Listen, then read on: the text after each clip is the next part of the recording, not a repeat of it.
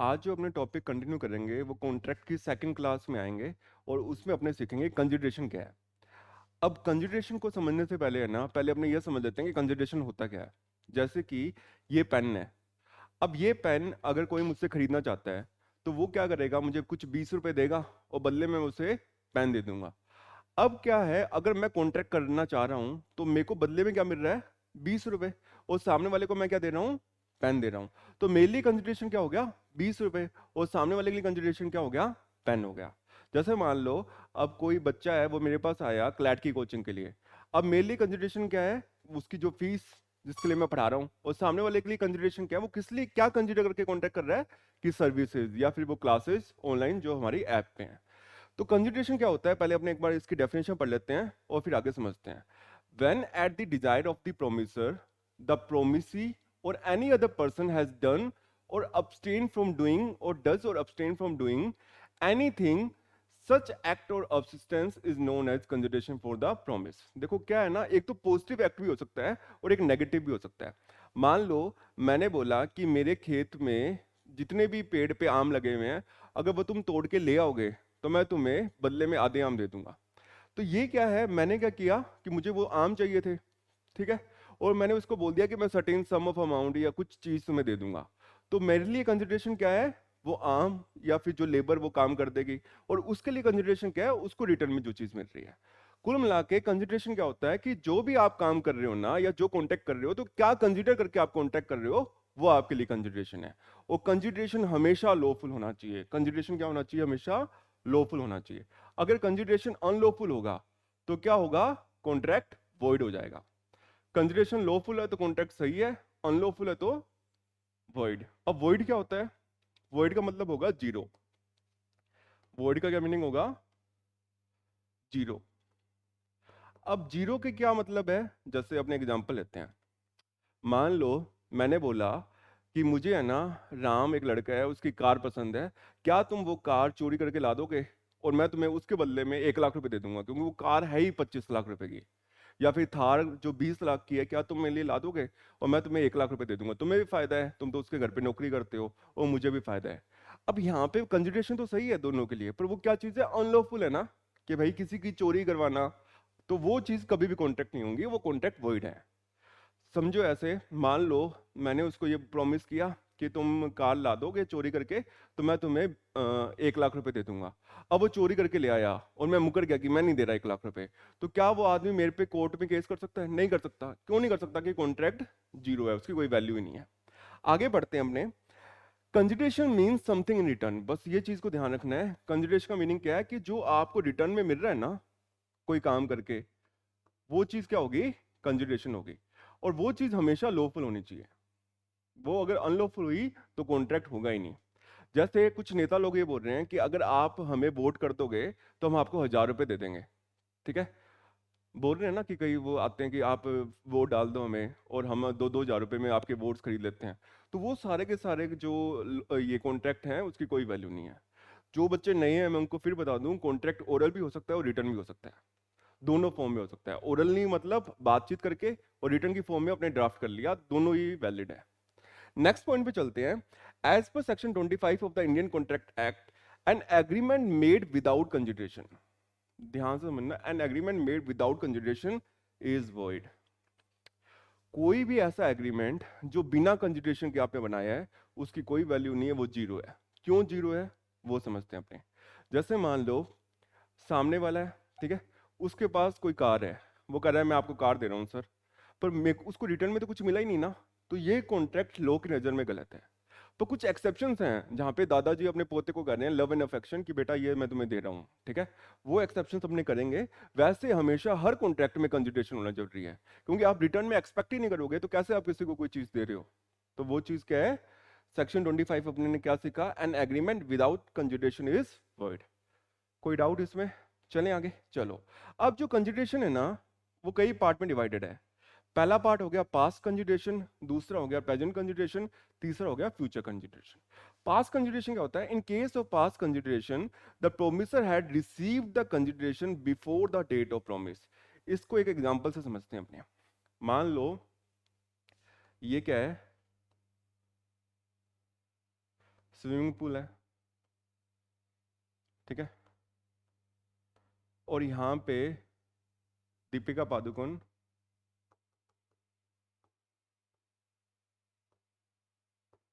पानी में डूब रही थी, ठीक है। एक लड़का था आरव नाम का, उसने जाके क्या किया, दीपिका पादुकोण को बचा लिया और यहाँ बाहर ले आया।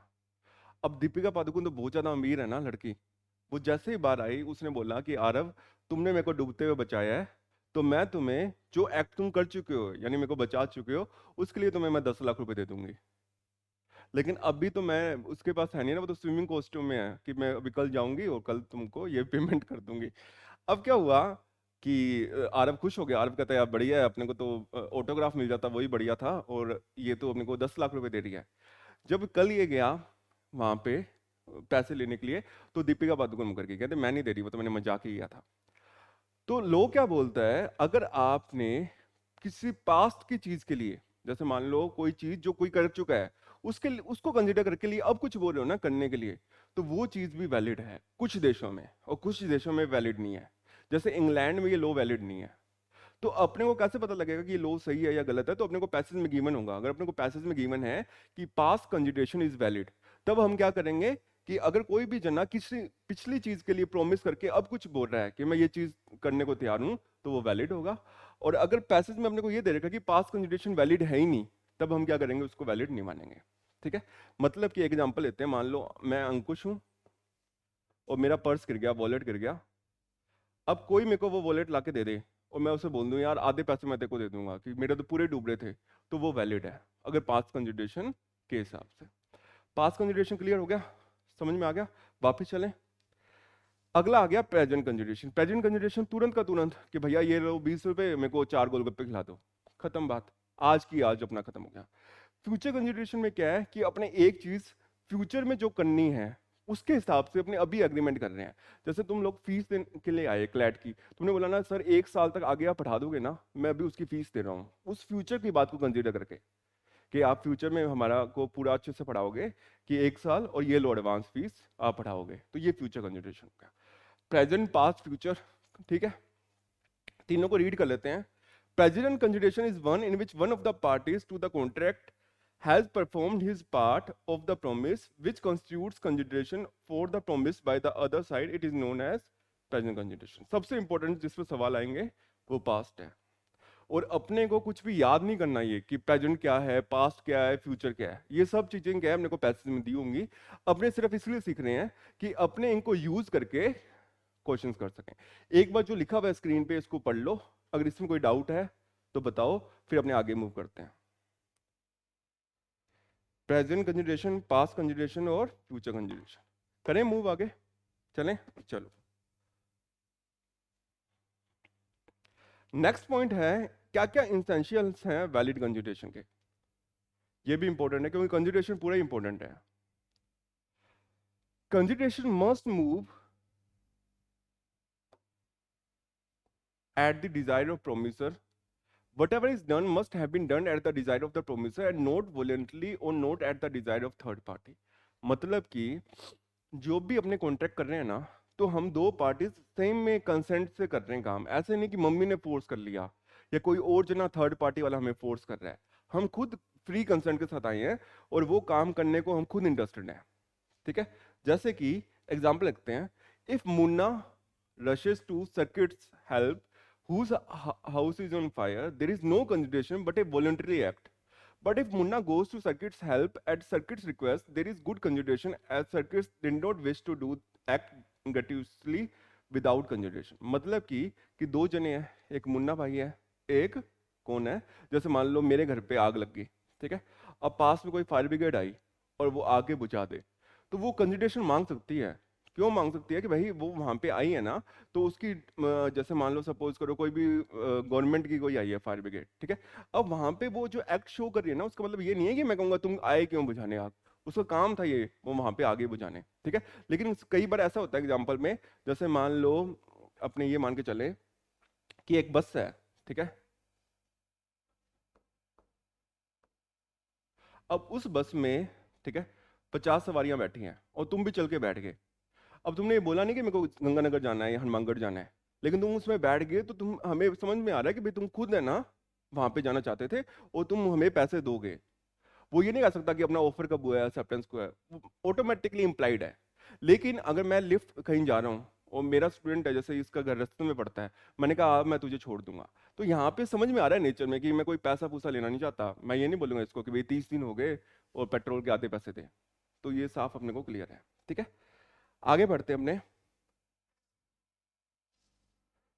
इसको करने से पहले है ना, ये जो चीज है वो अपने को जरूर समझनी है कि कब कब कंसिडरेशन सेक्शन 25 के हिसाब से अपने को क्या बोलते हैं, कॉन्ट्रैक्ट मानेंगे नहीं। जैसे the general rule is ex nudo pacto non oritur actio, that is an agreement made without consideration is word.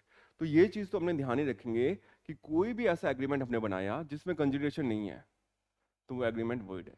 जैसे अगर सलमान प्रॉमिस कर रहा है कि वो ऐश्वर्या को 1,000 रुपये देगा, ठीक है, बिना कोई ऑब्लिगेशन के ऐश्वर्या के, तो ये वॉइड कॉन्ट्रैक्ट है, as there is no consideration from Aishwarya towards Salman. मैंने बोला मैं तुम्हें 10 लाख रुपए दे दूंगा आबा, अब आबा से बदले में मैं कुछ ले ही नहीं रहा, तो ये क्या है, कॉन्ट्रैक्ट नहीं है। लेकिन मैंने बोला कि आबा मैं तुम्हें 10 लाख रुपए दे दूंगा, क्यों दे दूंगा, क्योंकि तुमने बहुत ही अच्छी पेंटिंग बनाई है मेरे लिए, तो वो चीज वैलिड है। यानी कुछ रिटर्न में मिलना चाहिए, वन साइडेड कॉन्ट्रैक्ट नहीं होंगे कभी भी। चले,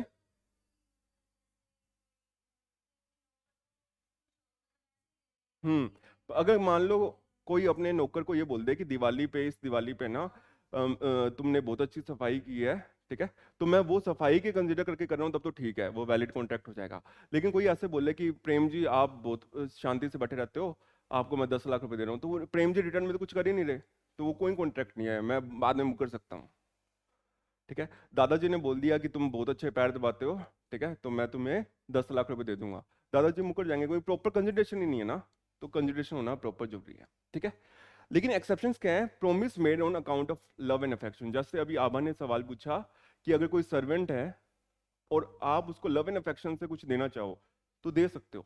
ठीक है, वॉलंटरी सर्विस कोई कर रहा है बेचारा, जैसे मान लो कोई रोज पानी पिला रहा है आके, या कुछ गरीबों का काम कर रहा है, उसको तुम देना चाहो दे सकते हो।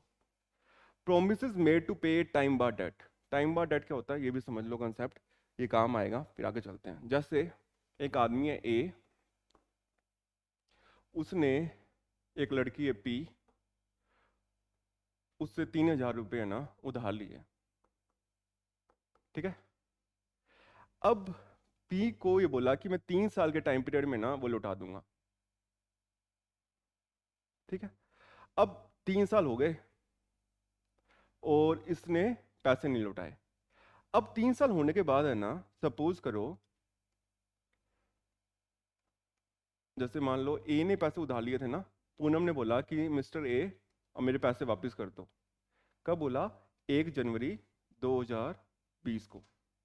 तो हमेशा ध्यान रखना, कोर्ट हमेशा विजिलेंट के लिए काम करता है।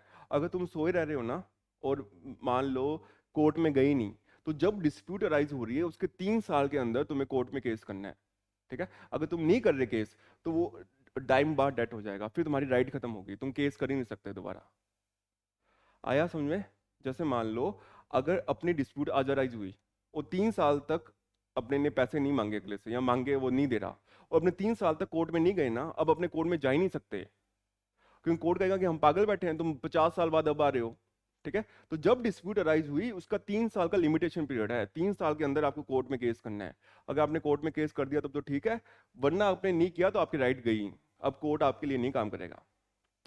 समझ में आ गया? ये सिर्फ सिविल मैटर्स के लिए है, क्रिमिनल मैटर के लिए नहीं है। अगर किसी ने किसी का मर्डर कर दिया, ठीक है, तो वो कभी भी जा सकता है।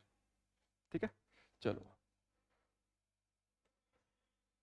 अब अपने पढ़ते हैं, ये तो हमने कर ही लिया, promise to pay time bar debt, contract of agency, no consideration is necessary to create an agency, thus where a person is appointed as agent his appointment is valid even if there is no consideration। अगर आपने कोई नौकर रखा है ना तो उसके लिए, या फिर कोई आपने एजेंट रखा है उसके लिए कोई कंसिडरेशन की जरूरत नहीं है, वैसे ही आप रख सकते हो, क्योंकि क्या पता वो खुद इंटर्नशिप करने के लिए आना चाह रहा हो, वो खुद सीखने के लिए आ रहा है, तो जरूरी नहीं है हर बार पैसे ही देने हैं, फ्री में भी काम करवा सकते हो। कंप्लीटेड गिफ्ट, शादी में गिफ्ट दे रहे हो, ठीक है, वैसे तो हमने शादी में गिफ्ट दे रहे हैं तो बदले में खाना भी तो खा के आ रहे हैं ना, ठीक है, पर ऐसे भी अपने गिफ्ट दे रहे हैं ना तो वॉलेंट्री दे सकते हैं किसी को भी गिफ्ट। ठीक है, मान लो तुम अपनी गर्लफ्रेंड को गिफ्ट दे रहे हो, तो एक बार अगर गिफ्ट दे दिया ना, चाहे ब्रेकअप हो जाए, वापस नहीं मांग सकते।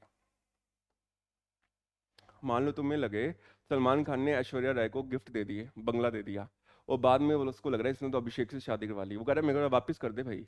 वापस नहीं हुआ, एक बार गिफ्ट हो गया ना और सामने वाले ने एक्सेप्ट कर लिया, तो आप सामने वाले से वापस मांग ही नहीं सकते। चलें आगे। चलो, डॉक्ट्रिन ऑफ प्रीविटी अपने बाद में करेंगे, और फ्री कंसेंट जो आज का मेन टॉपिक है उसको अच्छे से पढ़ते हैं। सवाल जो आएगा ना वो इसमें से आएगा। शुरू वाला तो फालतू का बकवास था कि भाई अपने को समझाने के लिए टर्म्स हैं क्या, जहां से पेपर बनेगा वो यही टॉपिक है। ये शुरू वाला तो बिल्कुल बेसिक था कि अपने को ये समझ में आ जाए कि टर्म्स क्या है। अब जो पेपर में सवाल बनता है क्लैट का हर बार, वो इसी टॉपिक से बनता है, फ्री कंसेंट। अब फ्री कंसेंट क्या है वो समझते हैं। ये पेन है, ठीक है। अब ये पेन अगर मैं बेचना ही नहीं चाहता, चाहे सामने वाला मेरे को फोर्स करे कि आप ये पेन 1 करोड़ का बेच दो, लेकिन मैं बेचना ही नहीं चाह रहा, चाहे इसकी कीमत 10 रुपए है, तो अगर कोई मेरे को फोर्स करके कॉन्ट्रैक्ट करवा रहा है ना, तो उसकी कोई वैल्यू ही नहीं है। क्यों? क्योंकि मेरे की जब तक फ्री कंसेंट नहीं होगी तब तक कॉन्ट्रैक्ट वैलिड होगा ही नहीं। मेरे को अभी भी ध्यान है, जब मैं एनएलयू में था ना, तो कुछ बच्चे ऐसे थे जो बैटिंग करने लग गए, ठीक है, आईपीएल पे सट्टा लगा रहे हैं, ठीक है। अब वहां पे मान लो कोई बच्चा है, अब वो सट्टे में हार गया 1 करोड़ रुपए, या मान लो 1 करोड़ तो क्या हारेगा, इतनी औकात ही नहीं है बच्चे के एनएलयू की, 10,000 रुपये हार गया, ठीक है। अब वो एनएलयू में सट्टे में 10,000 रुपये हार गया, तो सामने वाला जो है ना वो उसको फोर्स कर ही नहीं सकता। क्यों नहीं कर सकता? क्योंकि अपने ने कॉन्ट्रैक्ट एक्ट में सीखा है कि कंसिडरेशन लॉफुल होनी चाहिए, और बैटिंग तो अनलॉफुल है, तो वो कॉन्ट्रैक्ट वैलिड ही नहीं है। ठीक है, तो कोई भी अगर बैटिंग में हार भी जाए ना पैसा, चाहे 10 लाख हार गए या 20 लाख हार गए, मुकर सकते हो आप कि भाई वो कॉन्ट्रैक्ट ही अनलॉफुल है, कुछ उसकी वैल्यू नहीं है, कुछ नहीं होगा। ठीक है। अब कंसेंट क्या बोलता है, इसको समझना कि कोई भी दो पार्टीज हैं, ए या बी, अगर इनकी कंसेंट फ्री नहीं है ना, तो ये कॉन्ट्रैक्ट सही है ही नहीं। कंसेंट हमेशा फ्री होनी चाहिए। अगर कोई किसी के दबाव में आके कुछ कॉन्ट्रैक्ट कर लेता है, तो हम उसको ऑप्शन देंगे उससे वापस निकलने का भी। अब वो क्या होगा वो आगे समझते हैं। सबसे पहले आते हैं सेक्शन 15 पे, जो बोलता है कोर्जन। अब ये फोटो दिख रही होगी तुम लोगों को, ठीक है, ये फोटो से समझ में आ जाएगा क्या होता है। मेन अपने ने देखा होगा कि हर कोई आदमी दिखाता है बंदूक और बोलता है कि ये साइन करो वरना हम तुम्हें मार देंगे, और वो सामने वाला बेचारा अपनी जान को बचाने के लिए अपनी प्रॉपर्टी सामने के नाम कर देता है। तो अब उसने नाम कर दी ना प्रॉपर्टी, लेकिन उसको बाद में लग रहा है शाम को कि मेरे को तो यूं डरा दूंगा के ले गए, तो वो कॉन्ट्रैक्ट क्या है, कोर्जियन है, और वो कॉन्ट्रैक्ट क्या हो गए, वॉइडेबल हो गए। अब देखो, एक चीज अपने पहले क्या बोल रहे थे, वॉइड वॉइड, अब अपने बोल रहे हैं वॉइडेबल, दोनों में फर्क है। वॉइडेबल क्या होता है अभी मैं समझाऊंगा, पहले कोर्जियन समझ लेते हैं। committing or threatening to commit any act forbidden by IPC against another person, or unlawful retaining or threatening to detain the property of another person with a view to obtain consent of another person। मतलब कि ऐसे समझो, ए है, ठीक है, इसके सिर पे पुलिस वो क्या बोलते हैं, गन रख दी, और बोला कि तेरे पास जो ये थार है ना 20 लाख की, ये हमारे नाम कर दे। ठीक है। अब वो बेचारा घबरा गया, उसको लगा कि थार तो मैं फिर कमा लूंगा, एक बार क्या करते हैं कि ये इसके नाम कर देते हैं क्योंकि ये मार देगा अपने को, और शक ना हो ना तो बी ने ये भी बोल दिया कि भाई तेरे को भी ऐसे दुख ना हो, तो ये चीज है ना, और लोगों को शक ना हो, तो हम ऐसे करते हैं 5 लाख रुपए तेरे को दे भी देते हैं। ठीक है, वो अपने साइन करवा लेते हैं कि 5 लाख में तू हमें बेच रहा है, ताकि डाउट ना हो। लेकिन ये सारा कॉन्ट्रैक्ट कैसे हुआ है, फोर्स के थ्रू हुआ है। ठीक है, तो अपने ने क्या सीखा, कोई भी कॉन्ट्रैक्ट फोर्स के थ्रू हो रहा है, जहां फ्री कंसेंट नहीं है, वो क्या है, वॉइड है। पर इसको अपने बोलेंगे वॉइडेबल। अब वॉइडेबल का मतलब क्या है, ठीक है, वॉइडेबल का मतलब क्या समझो, ये बहुत इंपॉर्टेंट चीज है, ये समझ में नहीं आई ना तो आगे दिक्कत आएगी, ध्यान से समझना। वॉइडेबल को बोलते हैं at the option of one party.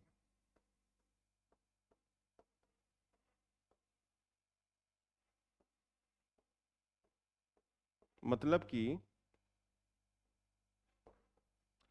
अगर एक आदमी है ए, ठीक है, दूसरा है बी, ए की थार को फोर्सफुली ले गए, ठीक है, 5 लाख रुपए में।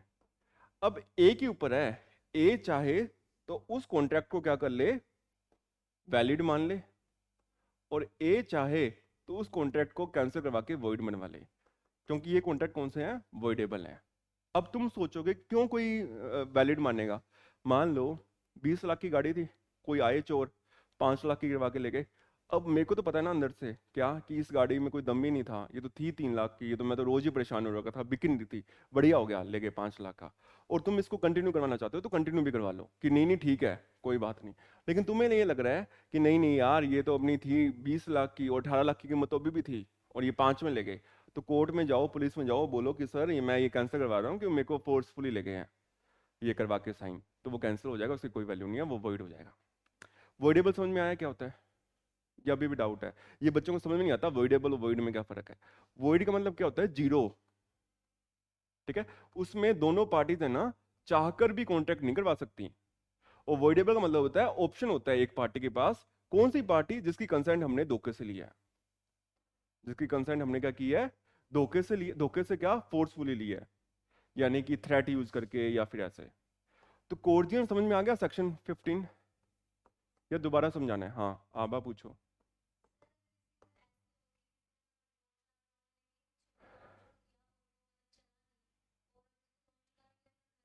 हम्म, अगर किसी ने बहुत सारा लोन ले लिया, और बहुत सारा लोन लेने के बाद उसको लग रहा है कि उसके पास पैसे नहीं है और घर बेचना पड़ रहा है।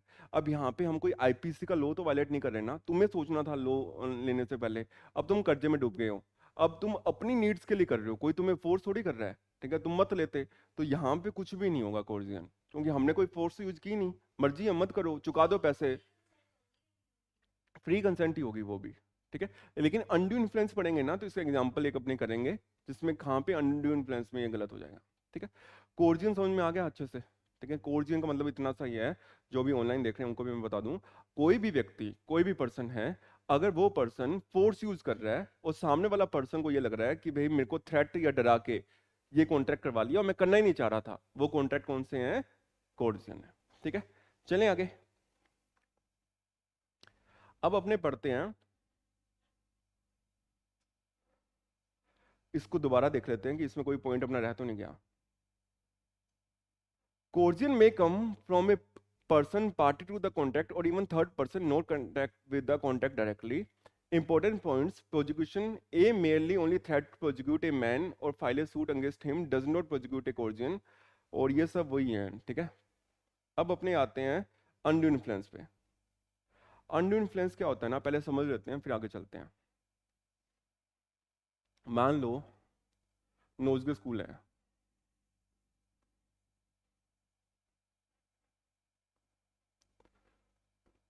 अब नोजगे स्कूल ने क्या बोला कि भाई जैसे बीडीआईएस नासा ट्रिप पे लेके जाता है ना, हम भी तुम्हें नासा की ट्रिप पे लेके जाएंगे।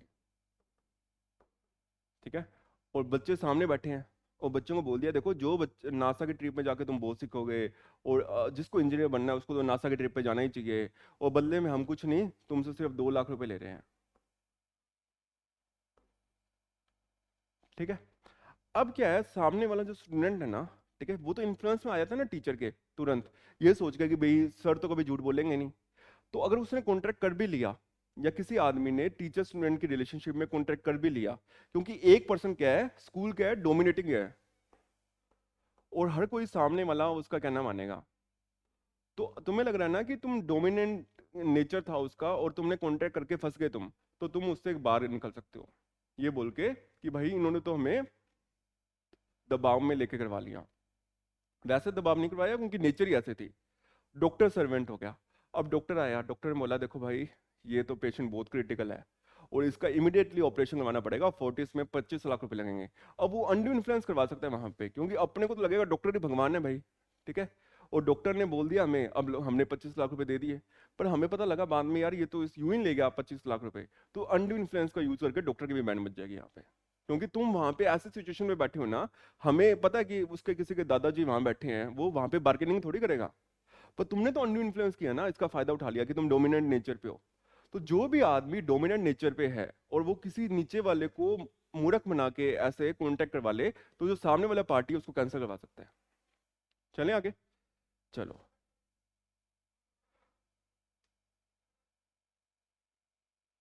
अब अपने इसकी टर्म को पढ़ लेते हैं एक बार, फिर आगे चलते हैं। इसको ध्यान से पढ़ना, इस पे सवाल आता है। सवाल इनमें ही आएंगे, कोर्जियन और कंसेंट वाले पे। इसको अच्छे से रीड करते हैं।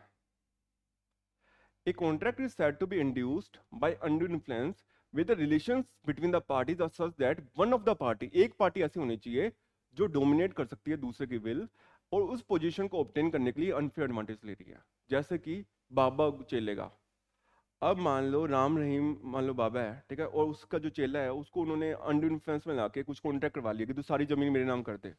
या फिर आसाराम है या कोई भी ऐसा बाबा है, ठीक है, रामदेव हो गया, ठीक है, और कोई उसका ब्लाइंड फॉलोवर है और तुमने उसके सारी प्रॉपर्टी उसके नाम कर दी, तो तुम कैंसिल करवा सकते हो कि भाई ये बाबा के चक्कर में हम पढ़ के ये करवा लिया हमने, तो वो वैलिड नहीं है, ठीक है।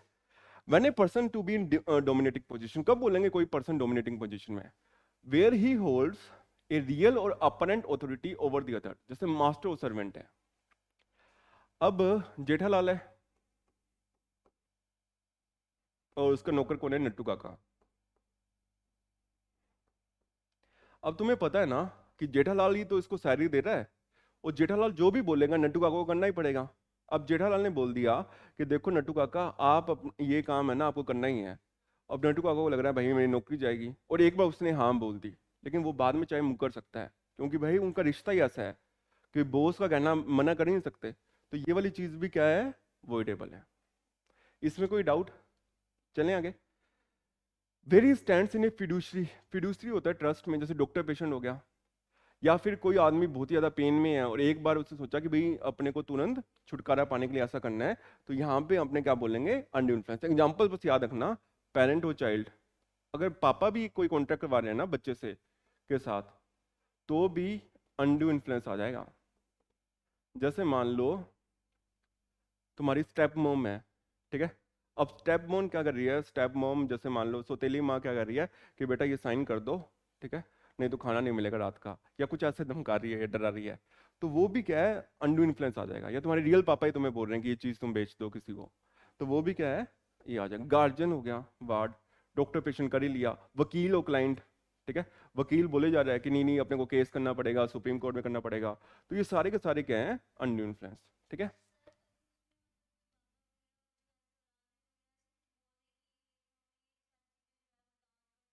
हम्म। हाँ, अब जैसे कोई बाबा ये बोल देना कि सारी की सारी चीजें हमें दान कर दो, हमारी ट्रस्ट को दान कर दो और तुम्हें मुक्ति मिल जाएगी, तुम एक बार जोश में आके कर दो, बाद में कैंसिल करवा लो उसको, कि भाई ये तो बाबा ने हमें वो मूर्ख बना दिया वहां पे, कि बाबा बोलता रहा वहां पे, हमें क्या पता था कि ये सही है नहीं है, ठीक है। क्योंकि बहुत लोग यही तो करते हैं ना कि भाई वो जो बोल रहे हैं ब्लाइंड। देखो एक चीज है ना, हमेशा सीख लो कि अपने को, चाहे कोई भी हो, टीचर हो गया, ठीक है, चाहे ये गुरु हो गए, चाहे कोई भी हो, कोई भी अपना दोस्त हो गया, ब्लाइंड फॉलो नहीं करना किसी को भी। अपने को उसने बता दिया, फिर उसमें सोचो कि इसके क्या प्लस हैं क्या माइनस हैं, और फिर अल्टीमेटली खुद डिसाइड करो, है ना। वो अगला वाला तो अपने फायदे के हिसाब से कुछ भी बता देगा, तो अपने को वो नहीं करना, ठीक है। रियल लाइफ में भी अपने को यहाँ का ध्यान रखना है कि कोई अपने को बता रहा है ना, फिर अपने सोचो यार इसमें ये प्लस है ये माइनस है और ये करना चाहिए, फिर खुद का डिसीजन लो, ऐसे किसी के सोच के नहीं करना, ठीक है। अब अपन पढ़ते हैं, ये तो अपना कंप्लीट हो गया। अब अपने पढ़ेंगे फ्रॉड, और जो गलत होते हैं ना सब बच्चों के क्वेश्चंस, वो होंगे फ्रॉड में ही, ठीक है। फ्रॉड को अच्छे से पढ़ते हैं, इसकी डेफिनेशन को आराम से पढ़ना है, क्योंकि ये डेफिनेशन ही समझ में नहीं आती, ठीक है। इसको नीचे करते हैं।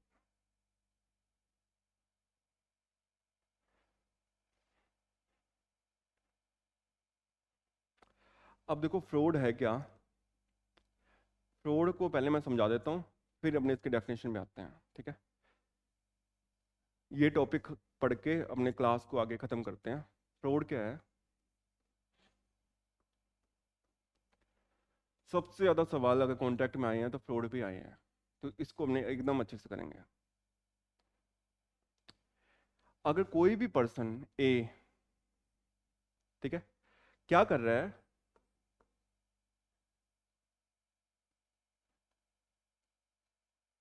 डिसीव कर रहा है, ठीक है, और उसको पता है कि ये मैं डिसीव ना करूंगा ना तो सामने वाला मेरे साथ कांटेक्ट करेगा ही नहीं। कोई भी पर्सन ए सामने वाले को डिसीव कर रहा है, डिसीव का मतलब कोई बात छुपा रहा है या उसको गलत बता रहा है, ताकि जो सामने वाला पार्टी है जिसका नाम है बी, वो ए के साथ कॉन्ट्रैक्ट कर ले, तो वो क्या कर रहा है, फ्रॉड कर रहा है। कोई भी पर्सन ए सामने वाले पर्सन बी को डिसीव कर रहा है या उससे कोई बात छुपा रहा है, और उसको पता है कि मैं इसको बात छुपाऊंगा नहीं तो वो मेरे साथ कॉन्टैक्ट करेगा ही नहीं, तो वो क्या कर रहा है, फ्रॉड कर रहा है। जैसे एग्जांपल लेते हैं, ये पेन है, ठीक है। अब ये पेन है मैक्सअप का। मैंने क्या किया, इसकी कीमत है 5,000 रुपये, ठीक है। मैंने यहाँ पे स्टिकर लगाया, और मैंने इसको स्टिकर लगा के जो सबसे महंगा पेन है ना कंपनी का, मान लो पार्कर का जो 10,000 का आता है, वो लगा दिया। मैंने बोला यार ये 10,000 का पेन है, तुम खरीदोगे 7,000 का। अब वैसे तो ये कौन सा था, मैक्सअप का था जिसकी कीमत कम थी, और मैंने महंगा स्टिकर लगा के बेच दिया। अब सामने वाले को पता होता कि ये चीज़ ऐसे नकली है तो वो लेता ही नहीं, पर वो इस डिसीव के चक्कर में आके ले गया, तो ये क्या है, फ्रॉड है। ये कॉन्ट्रैक्ट वॉइडेबल है। तुम चाहो तो कंटिन्यू कर लो, तुम चाहो तो कैंसिल कर दो। जिस आदमी की कंसेंट हमने धोखे से ली है ना, उस आदमी के ऊपर है, वॉइड नहीं है। वो चाहे तो कंटिन्यू भी कर सकता है, उसको लग रहा है यार बढ़िया अपने पास आ गया, क्योंकि ये पेन तो अब महंगा हो गया मार्केट में, और 25,000 का हो गया है, सस्ते में आ गया, तो वो कंटिन्यू भी कर सकता है। ठीक है, फ्रॉड समझ में आया। ठीक है, अब फ्रॉड इतना आसान नहीं है। एक क्वेश्चन पूछता हूँ जो क्लैट में आया हुआ है, तुम्हें बताना है क्या ये फ्रॉड है या नहीं है। अगर ये बता दिया तो चॉकलेट है। ठीक है, क्लैट 2013 में सवाल आया था।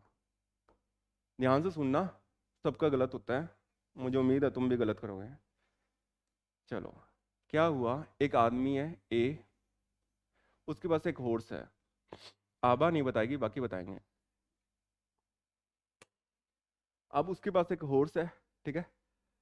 वो हॉर्स क्या है, अनसाउंड माइंड का है। अनसाउंड समझते हो क्या होता है, जो सही नहीं है, पागल है। ए है, उसके पास एक हॉर्स है जो क्या है, अनसाउंड माइंड का है। अनसाउंड माइंड का मतलब क्या है, पागल है। ठीक है, अब एक लड़की आती है, मान लो सपना नाम की, और वो आती है यहाँ पे, और उसको ये घोड़ा सही दिखता है कि इसकी अच्छी हाइट है, अच्छा कलर है। वो पूछती है ए से कितने का है घोड़ा। ए ये बोलता है कि ये घोड़ा 3 लाख का है। ठीक है, और वो बताता नहीं है, क्या नहीं बताता कि ये घोड़ा अनसाउंड है। सपना इसको ले जाती है घर पे, ठीक है। और जैसे नेक्स्ट डे उस पर बैठती है, वो उसको पता लगता है तो पागल है, ये तो किसी को भी गिरा रहा है, चढ़ने नहीं दे रहा और सब कुछ। अगले दिन आके इस पे ए पे केस कर देती है कि तुमने मेरे साथ फ्रॉड किया, और तुमने मेरे को ये बताया नहीं सब कुछ, और मेरे पैसे वापस कर दो, क्योंकि मैंने ये सीखा था क्लास में क्लैट की कि ये कॉन्टैक्ट अवॉइडेबल है। आपको बताना है क्या सपना के साथ फ्रॉड हुआ या नहीं हुआ। आरव जी, हुआ फ्रॉड आपके हिसाब से, हुआ। पूनम, नहीं हुआ, क्यों नहीं हुआ। हाँ, और आरव आपने ध्यान नहीं दिया, इसको खुद ध्यान देना चाहिए था, क्योंकि अपने पास कंसेप्ट है let the buyer be aware. ठीक है, हम अपनी कमियां थोड़ी बताएंगे, हमने कुछ छुपाया तो है ही नहीं। क्या छुपाया है, यहाँ पे नहीं छुपाया ना। पूनम को चॉकलेट मिल गई है और तुम हार गए हो। समझो इसको ध्यान से। इसमें क्या हुआ, अपने ने क्या सीखा था कि डिसीव होना चाहिए। क्या इसने कुछ डिसीव किया, किया ही नहीं है। लेकिन सपोज करो ऐसा होता कि ए ने जो हॉर्स लिया ना, उसको कुछ गोलियां खिलवा दी, ठीक है, और वो गोली खा के, जो भी मेडिसिन है, वो मेडिसिन खाने के बाद 3 घंटे तक वो नॉर्मल रह रहा है, और उसके बाद अगर सपना ने चेक किया इस पे बैठ के, तो वो सही था, और जब उसका नशा उतरा तो वो फिर वापिस पागल हो गया। अब यहाँ पे डिसीव किया ना, यहाँ सपना के साथ फ्रॉड हुआ है। ठीक है, पहले वाले केस में फ्रॉड नहीं हुआ। क्यों नहीं हुआ, क्योंकि हमने डिसीव ही नहीं किया। हम अपनी कमियां क्यों बताएंगे, अगर हम अपनी कमियां बताएंगे कोई खरीदेगा नहीं हमसे सामान। अगर हम उस कमियों को छुपा रहे हैं ना, कुछ एक एक्स्ट्रा चीज लगा के, तब फ्रॉड कर रहे हैं। ठीक है, नेक्स्ट क्वेश्चन पे आए। चलो, अब आरव ये वाला गलत नहीं होना चाहिए सवाल, ये गलत हो गया ना तो फिर। एक लड़की है, मान लो सपना नाम की लेते हैं, सपना ही लड़की है, ठीक है। सपना है ना, डीफ एंड डम्ब है, मतलब कि ना तो इसको सुनता है और ना ही ये बोल पाती है। ठीक है, अब क्या हुआ, कोई कई लोग आए, मान लो ए आया वापस, और इसकी शादी के लिए बात करने के लिए।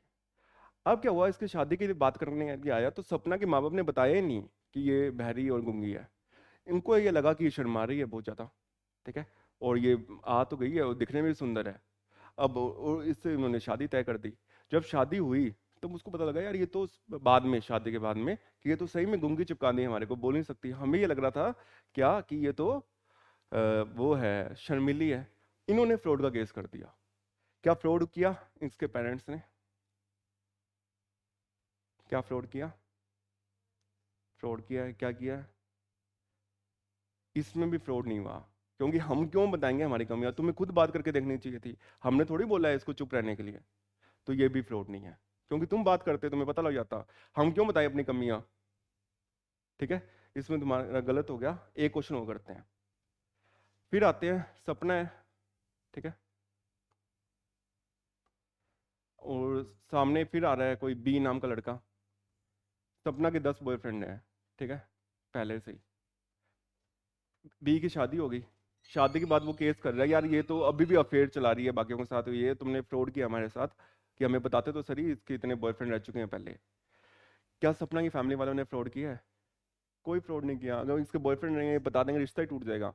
डिसीव तो नहीं किया ना। अगर वो पूछ लेते ना कि भाई क्या इसके कोई पहले की रिलेशनशिप से रही है या पहले कुछ शादी हो रखी है, फिर ये चुप रह रहे हैं, तो वो फ्रॉड है। ठीक है, इसमें तो कोई डाउट नहीं है। फ्रॉड समझ में आ गया। अब अपने करेंगे एक चीज और, वो है मिस रिप्रेजेंटेशन। क्या है? Miss representation. अब फ्रॉड और मिस रिप्रेजेंटेशन में थोड़ा सा फर्क है, इसको पढ़ेंगे बाद में, मैं समझ लेते हैं। सपोज करो कोई भी एक आदमी है ए, ठीक है, दूसरा है बी, ये दोनों कॉन्ट्रैक्ट कर रहे हैं, ठीक है। एक ने कोई इंटेंशन नहीं है डिसीव करने की, जैसे फ्रॉड में तो इंटेंशन होती है ना, यहाँ पे क्या होगा, इंटेंशन मिसिंग होगी डिसीव करने की।